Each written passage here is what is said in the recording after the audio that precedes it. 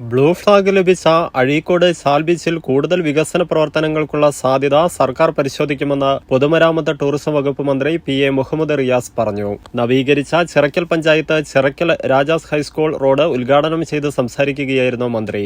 ചാൽ ബീച്ചിന് blue flag ലഭിച്ചത് സന്തോഷകരമാണെന്നും മന്ത്രി പറഞ്ഞു. 2016 ശേഷം പശ്ചാത്തല സൗകര്യ വികസന രംഗത്ത് സംസ്ഥാനം അഭൂതപൂർവമായ മുന്നേറ്റമാണ് നടത്തുന്നതെന്നും മന്ത്രി പറഞ്ഞു. കിഫ്ബി എന്ന സംവിധാനം വന്നതോടുകൂടി കേരളത്തിന്റെ മുക്കിലും മൂലയിലും പുതിയ റോഡുകളും പാലങ്ങളും കെട്ടിടങ്ങളും വരുന്ന സ്ഥിതിയാണ്. കണ്ണൂർ ജില്ലയിലും ഇത്തരത്തിലുള്ള വികസന പ്രവർത്തനങ്ങൾ കാണാൻ കഴിയുമെന്നും മന്ത്രി പറഞ്ഞു. ചിറക്കൽ രാജാസ് ക്യാന്റീന് സമീപം നടന്ന ചടങ്ങിൽ KV സുമേഷ് MLA അധ്യക്ഷത വഹിച്ചു.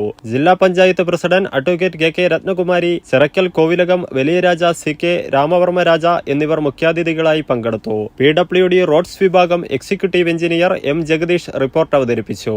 പുതിയ തെരുവിൽ നിന്ന് കണ്ണൂർ നഗരത്തിലേക്ക് പെട്ടെന്നെത്താൻ കഴിയുന്ന പ്രധാന റോഡാണിത്. ചിറക്കൽ ബാങ്കിന്റെ എതിർവശത്തോടുകൂടി കടന്നുപോകുന്ന റോഡ് വഴി പുതിയ തെരുവ് ടൗണിൽ കടക്കാതെ ചിറക്കൽ പഞ്ചായത്ത് ഓഫീസ്, ചിറക്കൽ രാജാ സ്കൂൾ വഴി പള്ളിക്കുന്ന് വനിതാ കോളേജിന് മുൻവശം എത്തിച്ചേരാൻ കഴിയും.